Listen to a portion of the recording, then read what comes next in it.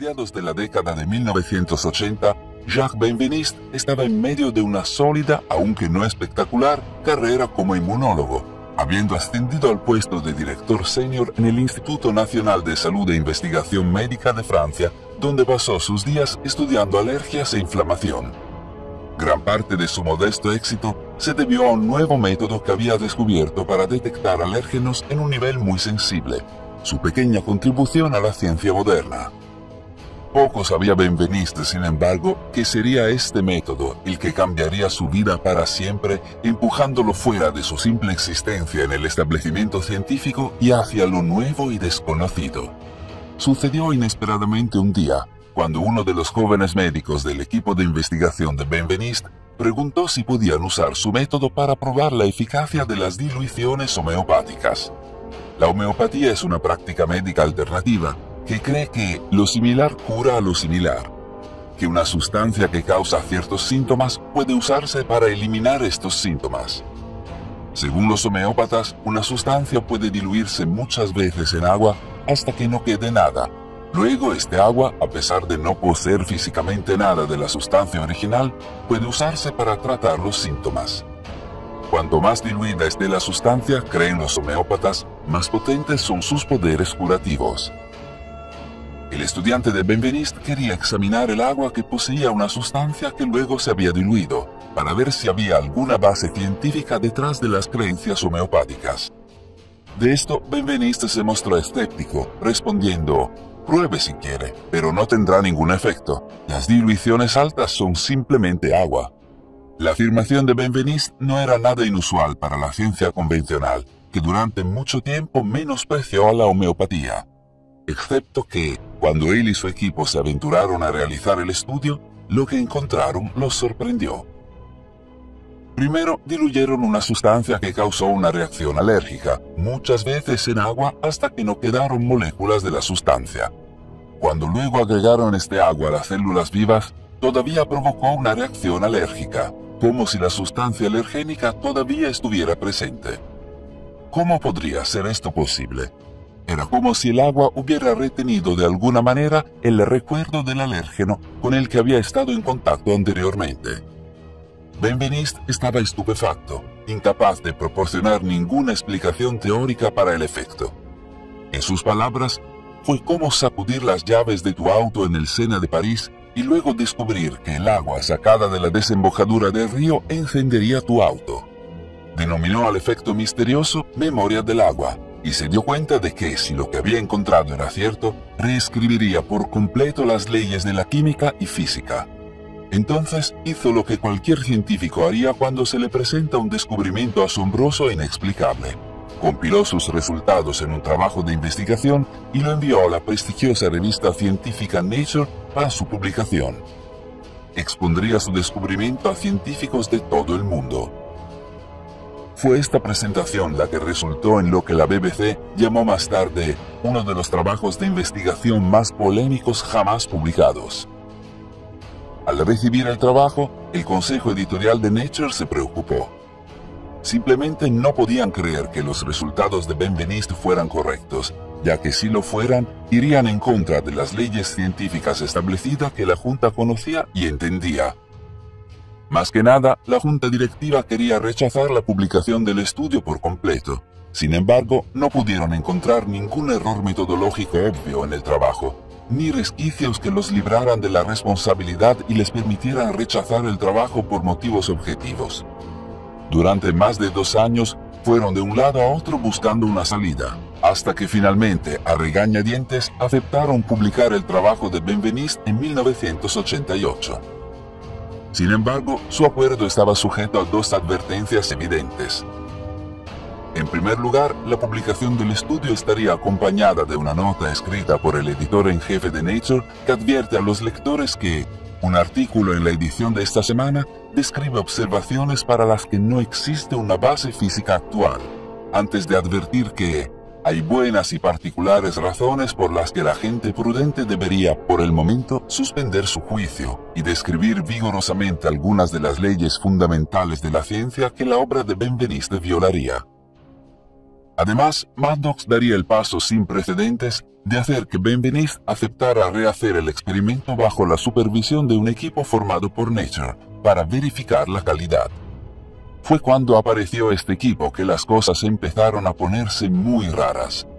En lugar de científicos, Nature envió a un mago profesional llamado James Randi y a un desacreditador profesional de fraudes científicos, Walter Stewart, para supervisar el experimento. Serían conocidos como los cazafantasmas. Esto era particularmente inusual, considerando que un principio fundamental del método científico es la objetividad. Se supone que los científicos no entran en un estudio buscando resultados específicos, pero Nature había enviado a hombres cuyo trabajo era desacreditar, para entrar en el estudio buscando resultados específicos y contrarios. Como era de esperar, dado que este era su trabajo, esto fue lo que hicieron. Al principio, las repeticiones del experimento parecían confirmar los resultados iniciales de Benveniste, pero cuando fallaron los ensayos posteriores, los cazafantasmas se apresuraron a publicar la conclusión de que los resultados originales no eran reproducibles.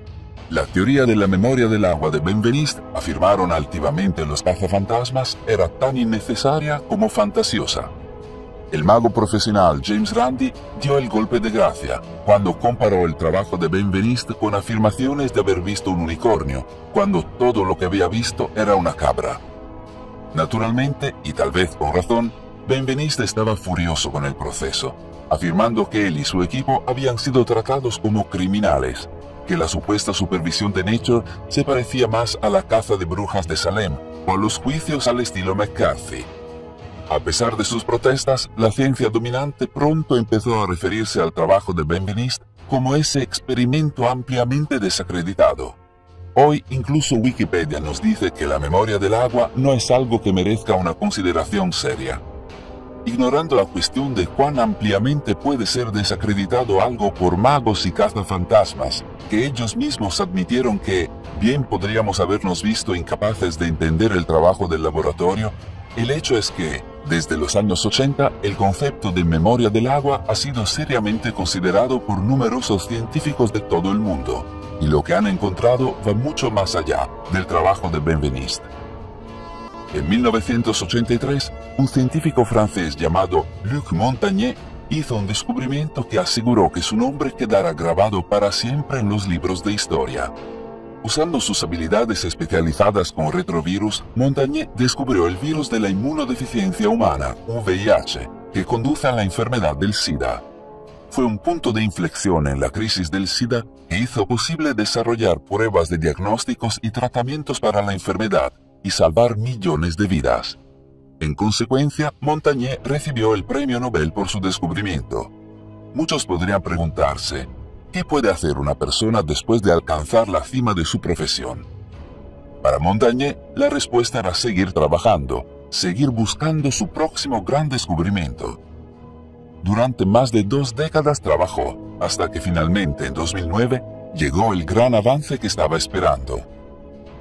Ese año, Montagnier publicó un artículo en el que afirmaba que había sido capaz de detectar ondas electromagnéticas emitidas por el ADN en una muestra de agua, incluso después de que las secuencias de ADN se hubieran diluido, como si el agua de alguna manera estuviera recordando el ADN. Se trataba de un ganador del premio Nobel que afirmaba algo que se parecía mucho a la obra tan difamada de Jacques Benveniste 20 años antes. Al igual que Benveniste, Montagnier fue ampliamente criticado por la comunidad científica convencional cuando se publicaron sus resultados. Sin embargo, con un premio Nobel en el bolsillo, no se dejó intimidar. Siguió trabajando y los resultados fueron aún más increíbles. En 2011, Montagnier descubrió que una muestra de agua altamente diluida que poseía las ondas electromagnéticas de las secuencias de ADN que se habían diluido podía transmitir la información a un segundo tubo de muestra que contenía solo agua purificada. Al someter la muestra de agua purificada a las ondas electromagnéticas emitidas por el ADN, que se encontraba en la primera muestra diluida, y luego iniciar la reacción en cadena de la polimerasa, las secuencias de ADN podrían replicarse con una precisión del 98-100%. Parecía como si el agua diluida no solo mantuviera la memoria de las secuencias de ADN, sino que fuera capaz de transferir la memoria a otra agua. Pero había más. Montagnier y su equipo descubrieron que podían incluso transmitir las señales electromagnéticas del ADN de forma digital entre ordenadores a través de Internet y replicar el ADN en agua totalmente nueva en laboratorios distantes. Enviaban un archivo de audio al otro lado del mundo a otro equipo de investigación, que luego reproducía el archivo de audio en un tubo de agua purificada y utilizaba la reacción en cadena de la polimerasa para hacer una copia del ADN original. Cabe señalar que no todos se burlaron del trabajo de Montagnier. De hecho, algunos incluso sugirieron que este era el avance que podría conducir al descubrimiento de vida extraterrestre. Si el agua puede guardar la memoria de las secuencias de ADN que, por el método de Montagnier, permite replicar este ADN en los laboratorios de todo el mundo, entonces, ¿por qué? Se preguntaron algunos, ¿no podría utilizarse este mismo método para replicar el posible ADN alienígena atrapado en el agua que se encuentra en asteroides y cometas? Quizás este agua contenga secuencias de ADN de vida extraterrestre que, con las herramientas adecuadas, podríamos replicar y examinar. A través de su increíble trabajo, Montagnier se abrió camino de regreso a la ciencia convencional e incluso organizó un evento sobre la memoria del agua en las Naciones Unidas en 2014. Sin embargo, como Benveniste antes que él, Montagnier a menudo habló sobre la oposición y la burla que enfrentó por parte de la comunidad científica. En una entrevista describió una especie de miedo en torno a este tema. ¿Cómo? Cuando se trataba de trabajos sobre la memoria del agua, las revistas científicas tenían miedo de publicarlo debido al terror intelectual de las personas que no lo entienden. Pero independientemente del terror intelectual que invoca la memoria del agua, el trabajo de científicos como Luc Montagnier continúa. De hecho, casi al mismo tiempo que Montagnier trabajaba con la memoria del agua y el ADN, otro científico adoptaba un enfoque diferente del fenómeno.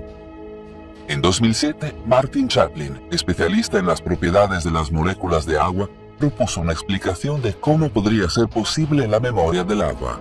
En primer lugar, una molécula de agua es un dipolo, con un extremo cargado negativamente y el otro cargado positivamente. El extremo negativo de una molécula puede atraer el extremo positivo de otra, y es a través de esta atracción que se forma la estructura del agua. En su mayor parte, esta estructura es fluida y de corta duración, cambiando constantemente. Excepto que, dentro de estas formas en constante cambio, existen ciertas formaciones estables conocidas como racimos, en las que las moléculas individuales pueden reemplazarse sin afectar la estructura global. Según Chaplin, estos racimos estadísticamente estables pueden contener el secreto de la memoria del agua, lo que permite que el agua retenga información sobre cualquier cosa con la que haya estado en contacto, para de hecho retener una imagen de cualquier sustancia dentro de su núcleo molecular. ¿Será realmente posible que el agua alguna vez registre una historia de su relación con el mundo a través de grupos moleculares? Y si es así, ¿qué está haciendo con esta información? Algunos científicos han dado una respuesta. Masaru Emoto fue un empresario japonés, científico y escritor que saltó a la fama en la década de 1990, tras desarrollar un método para congelar muestras de agua y fotografiar las formas cristalinas resultantes, mediante análisis de resonancia magnética y fotografía de alta velocidad. Usando este método, Emoto llevó a cabo un estudio extraordinario y de gran alcance sobre el agua, cuyos resultados se publicaron en el bestseller de New York Times de 2004, Los mensajes ocultos del agua. En el estudio, Emoto y su equipo de investigación expusieron diferentes muestras de agua a diferentes intenciones humanas, a través de pensamientos y palabras, y luego fotografiaron los cristales producidos por cada muestra. Sorprendentemente, el agua que había sido expuesta a la intención positiva, amorosa y compasiva, formó hermosos cristales, mientras que la intención negativa, enojada y temerosa, produjo formaciones desagradables. Por supuesto, lo bello y lo desagradable son subjetivos, así que míralo por ti mismo. El cristal para amor y gratitud, para me das asco, para eterno, para paz, para maldad, para gracias. Era como si el agua tomara la positividad para hacer algo hermoso y convirtiera la negatividad en algo feo. Emoto y su equipo continuaron su estudio, exponiendo muestras de agua a diferentes pensamientos y palabras habladas, a palabras escritas en papel presionando contra un recipiente de agua, incluso a música. Observa el cristal formado por el agua que había escuchado la Sinfonía número 40 de Mozart, y compáralo con el cristal formado por la música heavy metal. Eventualmente, Emoto llegó a una conclusión que era a la vez simple y profunda. Afirmó que se pueden obtener cambios positivos en los cristales de agua a través del aprecio y el amor, a través de oraciones y palabras de agradecimiento, a través de música hermosa. En 2006, Emoto buscó mostrar esto a gran escala. Ese año pidió a miles de personas de todo Tokio que enviaran muestras de agua con intención positiva en una sala protegida electromagnéticamente en su laboratorio. En otros lugares mantuvo otras muestras de agua de la misma fuente, que servirían como control y no estarían sujetas a las intenciones de las personas. Luego fotografió los cristales producidos por cada muestra antes de pedirle a un panel independiente de 100 jueces que calificaran los cristales resultantes en función de su atractivo. Como era de esperar, el agua que había recibido las intenciones positivas recibió puntajes mucho más altos por sus cristales. ¿Cómo podría ser esto posible? El agua parecía no solo recordar, sino cambiar físicamente en función de aquello con lo que interactuaba, aunque esa interacción fuera a través de pensamientos y oraciones intangibles. De ser cierto, esto cambiaría todo lo que sabemos sobre el agua, e incluso sobre nuestro mundo. Como dijo Emoto, el agua es el espejo que puede mostrarnos lo que no podemos ver. Es el plano de nuestra realidad, que puede cambiar con un solo pensamiento positivo. Todo lo que se necesita es fe, si estás abierto a ella. Como era de esperar, el trabajo de Emoto fue rápidamente descartado por la ciencia convencional. Sin embargo, al mismo tiempo que Emoto estudiaba sus cristales, otro científico del otro lado del mundo realizaba su propio estudio similar sobre la memoria del agua, con resultados igualmente sorprendentes. En el Instituto de Estática y Dinámica para Construcciones Aeroespaciales de la Universidad de Stuttgart en Alemania, un científico llamado Bernd Kröplin instruyó a un grupo de estudiantes para obtener una gota de agua de la misma fuente al mismo tiempo.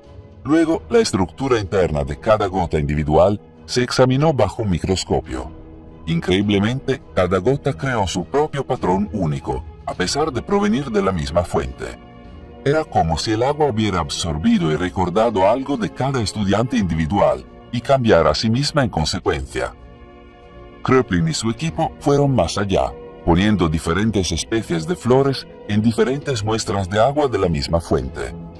Nuevamente, las gotas obtenidas de cada muestra produjeron patrones totalmente diferentes dependiendo de la flor.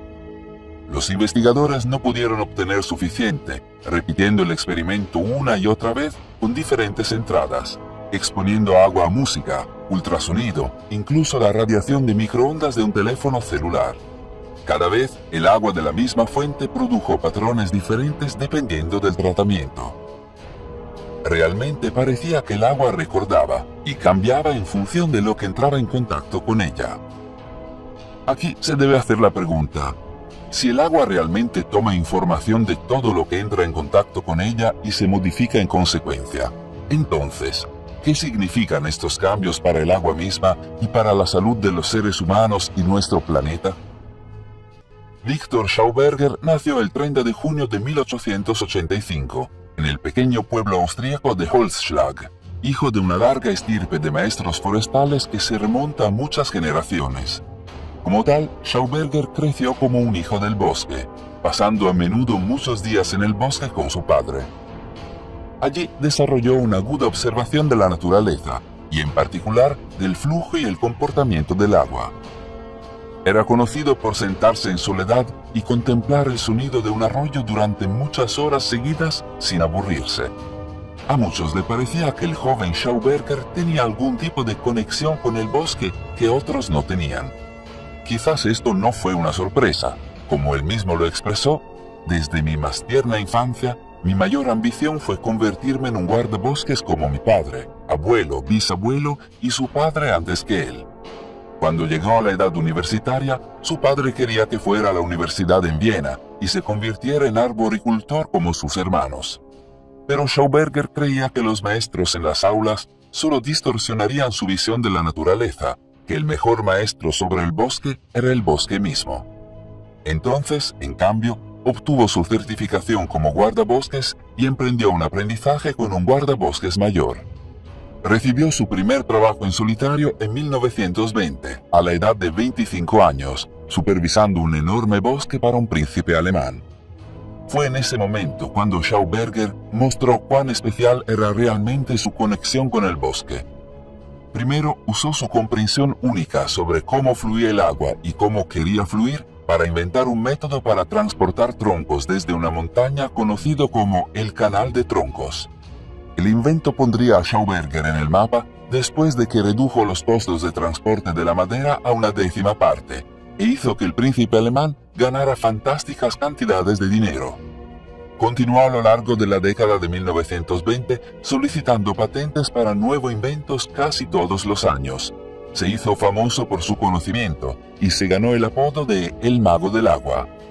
Pero a pesar de todo su trabajo y toda la reputación que logró con él, un momento siempre se destacó para Schauberger, una experiencia que llegaría a moldear totalmente su visión de la naturaleza y del mundo.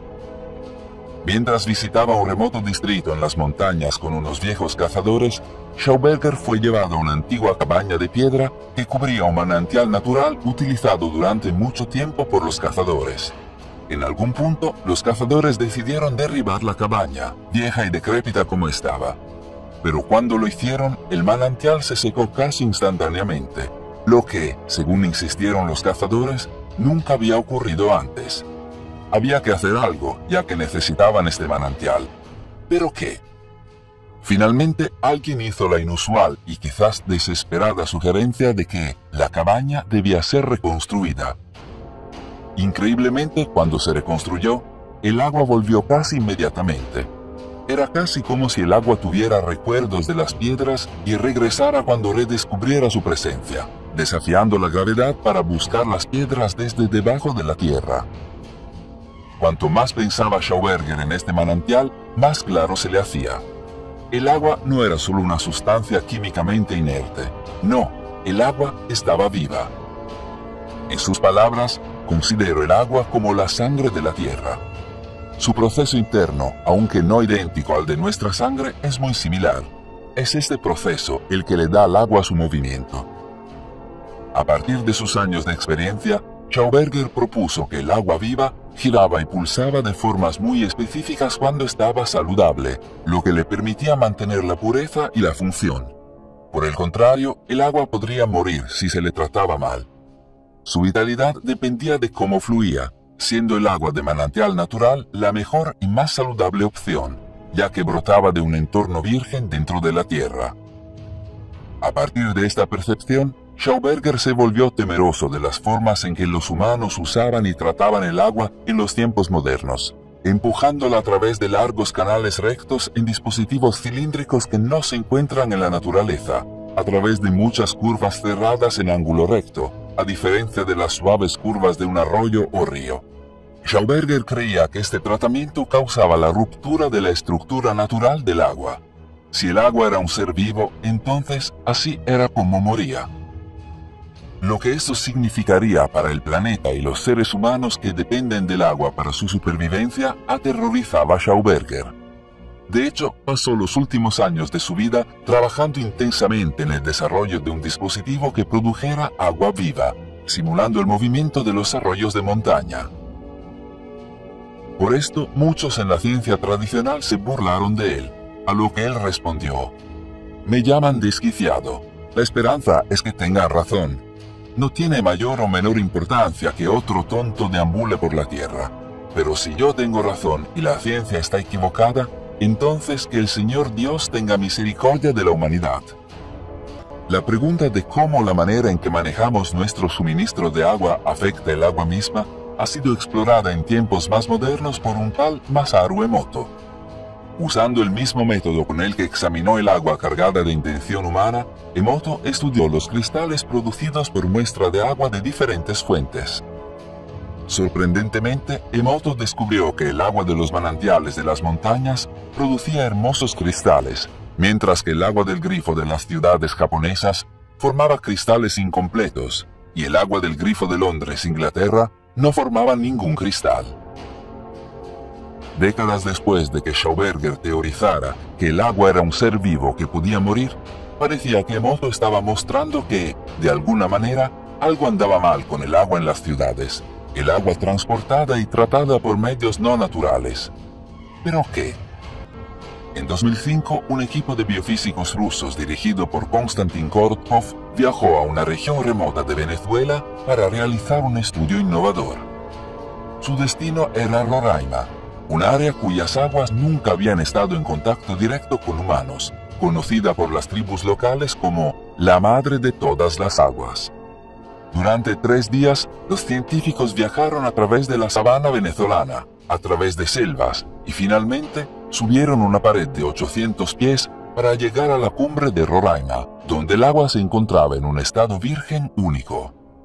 Su misión era probar el agua allí, usando un dispositivo que Korotkov había desarrollado para medir el brillo electrofotónico alrededor de personas, plantas, objetos y sí, agua.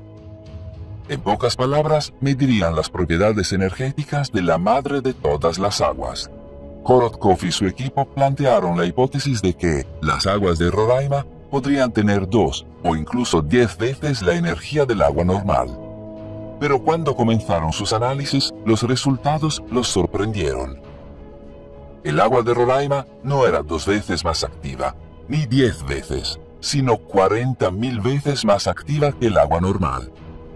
Sus propiedades energéticas eran tan grandes que Korotkov y su equipo concluyeron que el agua de Roraima y el agua normal eran sustancias fundamentalmente diferentes. Más increíbles fueron los efectos que tuvo el agua de Roraima en el equipo de investigación mientras estaban allí. Usando el mismo dispositivo que se usaba para medir las propiedades energéticas del agua, Korotkov descubrió que el campo de energía de los miembros de su equipo aumentaba drásticamente cada vez que estaban en la cumbre de Roraima. Donde Masaru Emoto había demostrado en su trabajo que el agua de la ciudad parecía estar enferma de alguna manera, aquí Korotkov estaba mostrando que las aguas vírgenes de Roraima parecían estar rebosantes de energía y vida, e incluso parecían capaces de transferir estas propiedades energéticas a la gente a su alrededor. Por esta razón, muchos en los últimos tiempos, como Schauberger, han dedicado sus vidas a intentar inventar una forma de devolver el agua a un estado más natural y virgen, antes de que fuera afectada por la humanidad, para en efecto darle vida. Esta agua viva a menudo se llama agua estructurada. En 2014, un científico llamado Guy Deschamps publicó los resultados de 5 años de investigación sobre sujetos que bebían agua estructurada de un dispositivo estructurador que él había inventado. Según Deschamps, los sujetos vieron un aumento del 80% en sus campos de energía después de un solo vaso. Estudios similares que examinan los efectos de beber agua viva en lugar del agua que sale de los grifos en las ciudades o incluso agua embotellada continúan hasta el día de hoy con resultados similares. Pero la idea de que el agua puede estar viva o muerta, energética o no, es algo que se remonta mucho más allá de la ciencia moderna. Muchas tradiciones humanas hablan de fuentes de agua bendita curativa, desde el río Ganges en la India hasta el agua sagrada del santuario de Nuestra Señora de Lourdes en Francia, pasando por manantiales curativos declarados en todo el mundo. Pero ve más allá y recuerda el experimento de Masaru Emoto que demostró que el agua podía infundirse con la intención humana. Nuestras tradiciones religiosas y espirituales de todo el mundo parecen seguir este concepto. Piensa en el agua bendita en el cristianismo, utilizada en el bautismo, o el lavado ritual antes de las oraciones diarias en el Islam. Piensa en cómo los monjes budistas cantan sobre el suministro de agua de la comunidad, o cómo en las tradiciones indígenas de América del Norte y del Sur, el agua puede ser ritualmente infundida con intención curativa por sacerdotes y chamanes. En cada caso, la creencia es la misma. que el agua se puede convertir en algo más si se trata correctamente. ¿No es este conocimiento antiguo lo que confirman los estudios modernos? De hecho, tanto Korotkov como Emoto estudiaron directamente la conexión espiritual. Korotkov estudió el agua sobre la que se cantaba en los monasterios rusos y descubrió que tenía una calidad energética mucho mayor que el agua común. Incluso trabajó con influencia mental remota sobre el agua, haciendo que los curanderos enviaran su influencia e intención a una muestra de agua de todo el mundo. Y nuevamente descubrió que los pensamientos de los curanderos causaron cambios significativos en los niveles energéticos del agua seleccionada. Emoto, por su parte, analizó las aguas de la represa Fujiwara antes y después de que recibiera una oración de 1 hora del reverendo Kato Hoki, el sacerdote principal del templo Jiwin, y descubrió que después de infundir oración en el agua, producía cristales mucho más hermosos. Quizás, como suele ser el caso, las tradiciones antiguas poseían un conocimiento que ha sido olvidado o descartado en los tiempos modernos, sobre la vida del agua y cómo se puede cambiar. Pero si esto es cierto, la pregunta entonces es, ¿qué significa esto para nosotros en los tiempos modernos? ¿Cómo puede el conocimiento del agua viva, del agua con una memoria que cambia fundamentalmente lo que es, alterar nuestra comprensión e interacción con el mundo que nos rodea? Para responder a esta pregunta, podríamos volver a un último experimento realizado por Masaru Emoto, quizás el más infame y dramático. En el experimento, Emoto apartó 3 vasos de precipitados, cada uno con una taza de arroz cubierta con agua. Durante un mes, Emoto le repetía a uno de los vasos, gracias, todos los días. Al segundo vaso le repetía, eres un idiota. Y al tercero no le decía nada en absoluto. Al final del mes, el arroz del vaso de gracias estaba fermentando bien y tenía un agradable aroma. Mientras tanto, el arroz del vaso de eres un idiota estaba negro y muerto. Y el arroz del vaso descuidado se había vuelto de un color azul verdoso por la podredumbre. Piensa en lo que esto sugiere. El agua infundida con vida a través de intenciones positivas conduce a un crecimiento saludable, mientras que el agua infundida con intenciones negativas o simplemente dejada en paz conduce a la podredumbre y la muerte. ¿Es posible que los humanos necesitemos agua viva para nuestra propia salud y vida? ¿Y que al beber el agua muerta que se encuentra en las ciudades modernas nos estamos de hecho envenenando? Piensa en la propagación desenfrenada de problemas de salud mental en los tiempos modernos, los asombrosos niveles de depresión y ansiedad. ¿Podría esto tener algo que ver con nuestra agua? ¿Nos estamos pudriendo por dentro como el arroz de Emoto? Para algunos, la solución a este problema percibido del agua es simple. Debemos beber agua viva de dispositivos estructurantes, como los creados por Schauberger y Lodechamp. De lo contrario, al menos podemos tomarnos el tiempo para orar, cantar o enviar buenas intenciones a un vaso de agua antes de beberlo, o a una tina de agua antes de bañarnos. En otras palabras, podemos y debemos, en el día a día, utilizar la memoria del agua y su capacidad de transformarse en algo vivo y saludable para nuestro propio beneficio. Otros, sin embargo, sugieren que nuestro conocimiento del agua viva y su increíble memoria pueden llevarse mucho más lejos en la búsqueda de la salud humana. De hecho, algunos estudios recientes incluso sugieren que el agua viva y su memoria podrían ser un factor crucial en el futuro de la terapia contra el cáncer, permitiendo la transmisión de sustancias curativas que actualmente no tienen forma de utilizar su función clínicamente.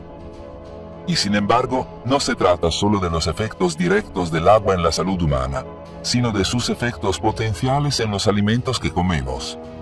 Schauberger, por su parte, siempre afirmó que el agua viva era mucho mejor para la agricultura, algo que numerosos estudios recientes ahora demuestran que es cierto. La mayoría de nosotros somos conscientes de lo crucial que es el agua para la vida en la Tierra. El cuerpo humano es casi 2/3 de agua.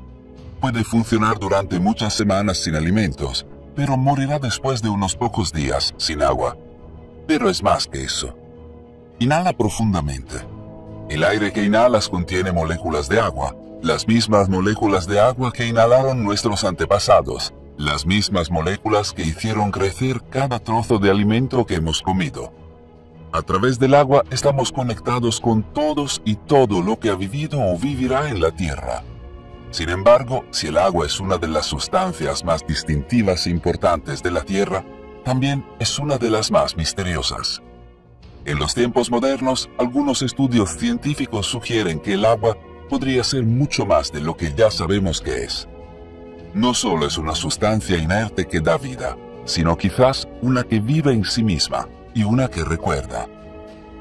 Por ejemplo, un estudio reciente del Centro de Tecnología del Agua de la Universidad Agrícola de Tamil Nadu en India les dio a los agricultores agua de un dispositivo estructurador y les indicó que regaran algunos campos con agua estructurada y otros con agua normal. Los resultados fueron un aumento sorprendente tanto en el crecimiento como en el rendimiento de los campos que utilizan agua estructurada, duplicando efectivamente la producción de cada cultivo de trigo, tomates, calabacines, pimientos verdes y frijoles. Otros estudios han demostrado que el uso de agua estructurada conserva el agua, mejora la salud del suelo, reduce la necesidad de pesticidas e incluso produce alimentos de mejor sabor con una mayor calidad nutricional.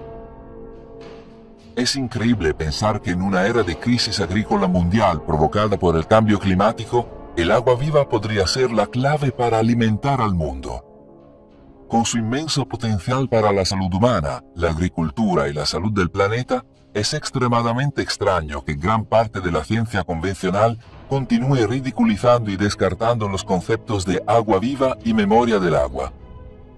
No importa la cantidad de evidencia que surja, la ciencia convencional continúa retratando burlonamente a quienes trabajan en el campo, como lo hicieron con Jacques Benveniste desde el principio, como ampliamente desacreditados. Un artículo de Vox que habla de Masaru Emoto es indicativo de la actitud que adopta gran parte de la ciencia ante el tema. En él, los altos frentes del pensamiento tradicional explican: pocos científicos han tratado de desacreditar sus afirmaciones, ya que son tan evidentemente ridículas. En otras palabras, no es que hayan demostrado que los investigadores de la memoria del agua estén equivocados, es que les ofende la sugerencia de que siquiera lo intenten, de que incluso se les pidiera una prueba.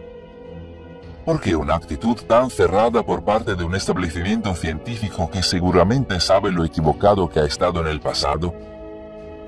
John Maddox, el entonces editor en jefe de la revista Nature, quien se ocupó del artículo original de Benveniste sobre la memoria del agua, pudo haber proporcionado accidentalmente una respuesta cuando dijo: nuestras mentes estaban tan cerradas como no preparadas para cambiar toda nuestra visión de cómo se construye la ciencia.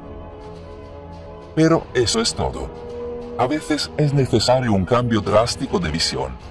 La Tierra era plana hasta que dejó de serlo. Con lo que está en juego, este podría ser uno de esos momentos. Como dice el refrán, a veces la herejía de hoy se convierte en la verdad de mañana.